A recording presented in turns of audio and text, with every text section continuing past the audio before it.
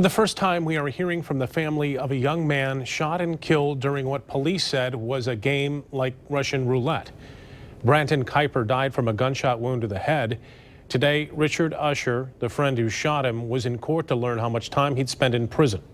24-Hour News 8's Leon Hendricks is here now in studio with the end of an emotional court case.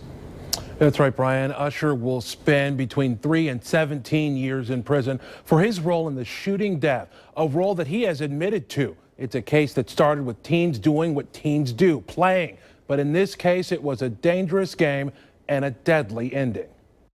His last words to me as he walked out the door were, "See you, Mom." The consequences here, the worst of them. A young life ended at 16. The result of what police say was friendly fire.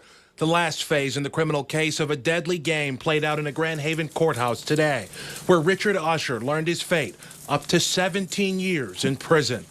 The fate of his victim, Brandon Kuiper, would not go through such a process after police say the two decided to play a Russian roulette-style game. The gun was loaded. I will see him again one day, but until then, his family, friends, and myself will have to live with Richard Usher's violent stupidity. A mother speaking publicly for the first time since her son's death and recalling the last time she would ever see her son. He was shot and bloodied in the hospital.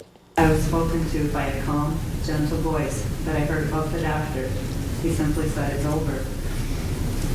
I knew right then my son was gone.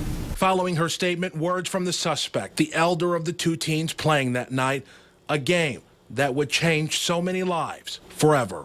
I want to say to Ms. Kuiper that I'm truly sorry about what happened to Brandon, and I think about him every day. I wish I could go back and change the past. He was one of my brothers, and he always will be in spirit. I lost my dad 20 years ago next April, and I can still remember him saying, "I may forget, but I'll never forget." We'll never forget what Richard Usher's done. It will be the cost of life. Usher pleaded no contest in the case. Police say the teens involved had all been drinking and smoking marijuana the night that all of this happened.